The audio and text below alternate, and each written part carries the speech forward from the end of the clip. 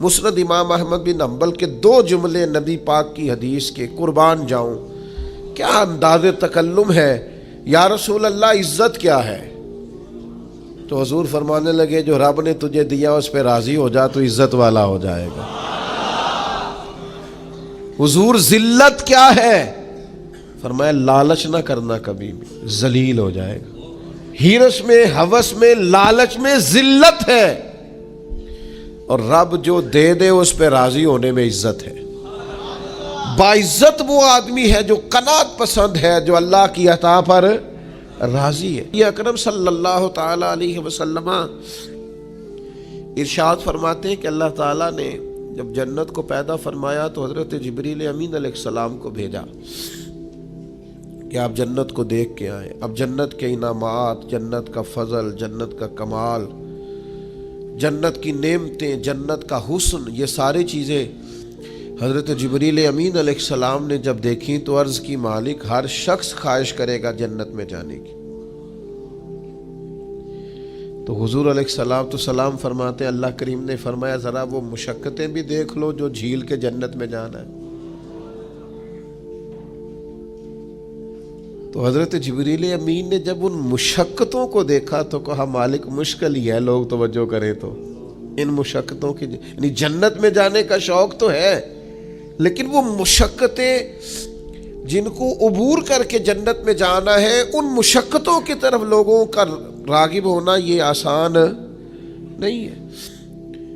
تو پھر اللہ تعالیٰ نے جہنم کو پیدا کیا تو جناب جبریل امین علیہ السلام سے فرمایا کہ ذرا دیکھ کے آؤ جہنم کا ہولناک منظر، بھیانک صورتحال۔ حضرت جبریل امین علیہ السلام نے دیکھی تو آ کے اس کی مالک کوئی بھی نہیں جانا چاہے گا، کبھی کوئی پسند نہیں کرے گا دوزخ کی طرف جانا۔ تو فرمایا ذرا ان چیزوں کو بھی دیکھ لو جو جہنم میں لے جائیں گی۔ تو خواہشان نفسانیہ، وہ چیزیں جو دنیا میں بندے کو لذت دیتی ہیں، وہ ساری چیزیں حضرت جبریل امین علیہ السلام نے جب دیکھی، ان چیزوں پر نظر پڑی تو عرض کرنے لگے مالک یہ تو مشکل ہی ہے کوئی دوزخ سے بچ سکے، اس لیے کہ وہ جتنی نفسانی خواہشات ہیں۔ اچھا مزہ صرف روٹی کا ہی نہیں، لوگوں کو باتیں کرنے کا بھی مزہ ہے۔ بعض لوگ اس لذت کا بھی شکار ہیں بیچارے، وہ کسی کو موقع نہیں دیتے، ساری باتیں خود ہی کر جاتے ہیں۔ پروٹوکول کا بھی مزہ ہے، اور بھی کئی سے کئی بیماریاں ہیں۔ حضرت حارث محاسبی رحمۃ اللہ علیہ فرمایا کرتے تھے دیندار کہلانے والے لوگ نفس کی باریک چالوں کا شکار ہوتے ہیں۔ نیکی، تقوی اور پرہیزگاری کے نام پر دینی تعارف رکھنے کے باوجود تو بھائیوں ہر خواہش پوری نہیں کی جاتی۔ نفس بچے کی طرح ہوتا ہے، آپ ایک بات مانیں گے وہ ایک اور آپ کے سامنے رکھ دے گا۔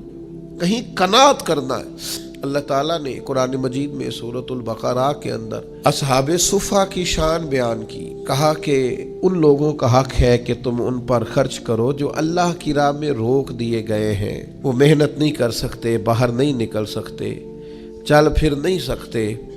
فرمایا تم انہیں ان کی صورتوں سے پہچان لو گے لیکن ان کی شان پتہ کیا ہے؟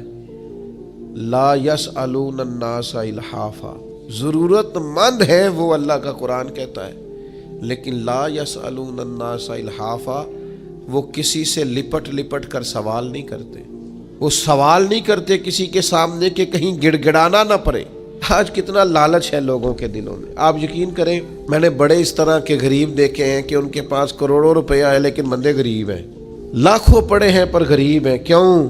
کہ نفس کی دوڑ ختم نہیں ہو رہی۔ انہیں ایک اور ارب پتی آدمی ہے وہ سونے نہیں دیتا، اس کی پجارو، اس کی گاڑی، اس کے بنگلے، وہ نیند ہی نہیں آتی۔ اتنے غریب ہیں، مالدار ہونے کے باوجود ان کی غریبی پر ترس آتا ہے کہ یار تم بس کر دو، اب اس لالچ سے، اس ہرس سے، اس ہوس سے باہر نکلو۔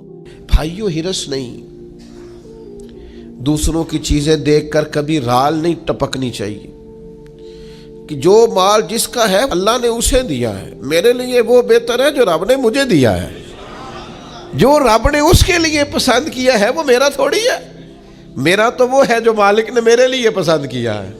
وہ ہمارے ایک بڑے خطیب تھے زبردست، اور اللہ تبارک و تعالی اللہ ان کی قبر پہ رحمتیں کرے. بعض اوقات بڑے سادی بات کرتے تھے تو ایک صاحب نے ان سے کہا شاہ جی فکر نہیں کرنی, پیسے سارے تواڈے ہی نے. کہنے لگے نہیں بھائی مینوں بڑی فکر ہی, میرے وہی نے جڑے میری جیب وچ نے. میں ایسے ہی بے فکر نہیں ہوتا جڑے تیرے نے ہو تیرے نے. میں تیرے پیسے تے بے فکر کیوں ہوا؟ جڑے تیرے نے ہو تیرے نے, جڑے میرے نے ہو میرے نے. میں بلا وجہ تیری اس بات پہ بھروسہ فکر نہیں کرنی پیسے بڑے نے تیرے کول بڑے نے نہ پائی. مینوں جڑی ضرورت ہے میں دی فکر. اس کو سمجھیں آپ اس چیز کو, یہ استغنا ہے. اور نبی پاک علیہ الصلوۃ والسلام نے ارشاد فرمایا جو بندہ غنی ہونا چاہتا ہے نا, جو لوگوں سے بے نیاز ہونا چاہتا ہے, اللہ اسے بے نیاز کر دیتا ہے.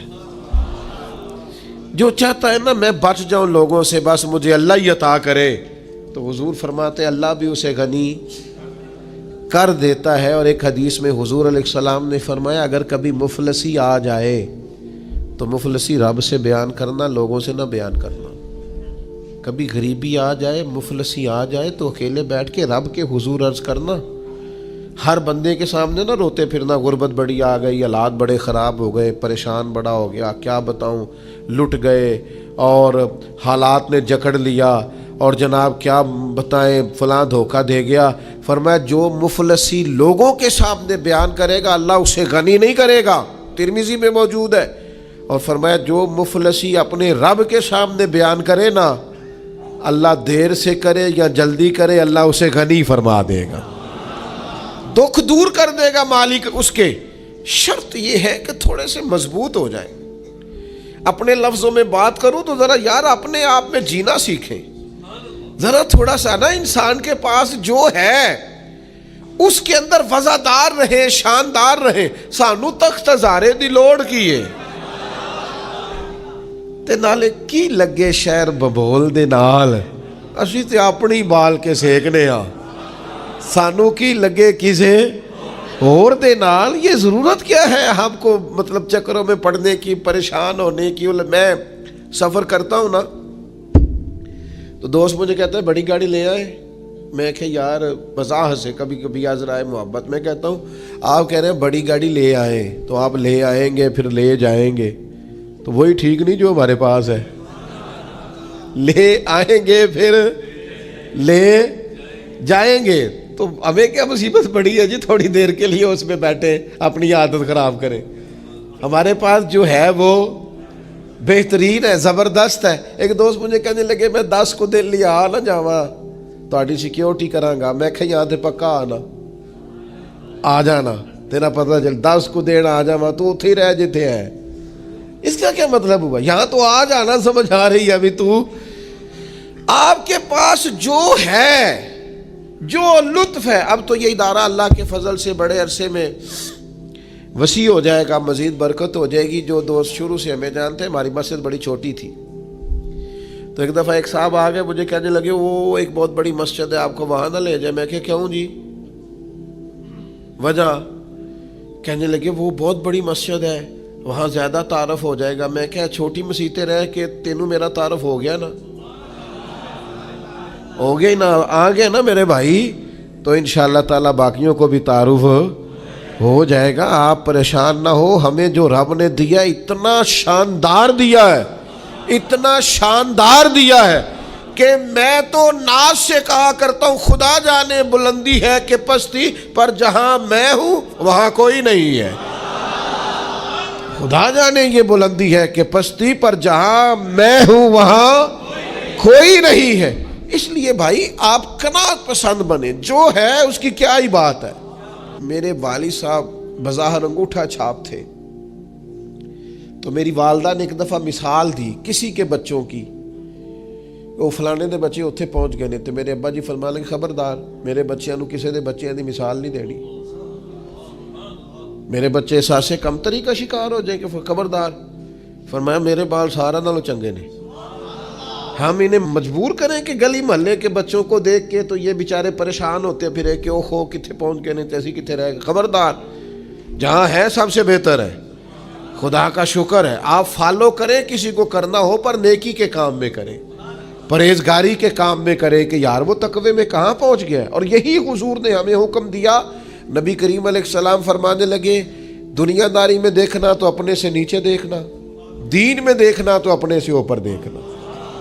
دین میں دیکھو وہ زیادہ عبادت کرتا ہے، زیادہ خرچ کرتا ہے، زیادہ متقی ہے، ادھر دیکھو، اور دنیا داری میں دیکھو تو پھر ذرا نیچے دیکھو۔ عزیز بھائیوں، قناعت پسند بنے۔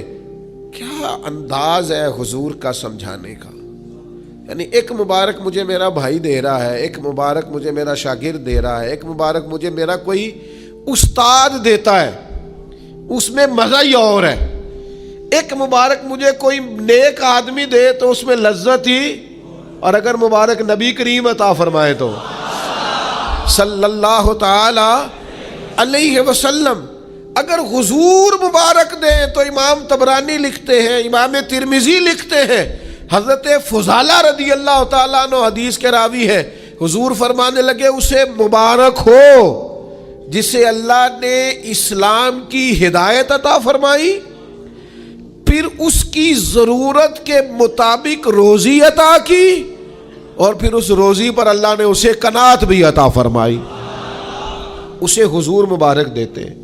فرمایا تمہیں مبارک ہو کہ تمہیں اسلام کی ہدایت ملی ہے، ضرورت کے مطابق روزی ملی ہے، اور روزی پر قناعت ملی ہے، تمہارے اندر ٹھہراؤ ہے، حوصلہ ہے، صبر ہے،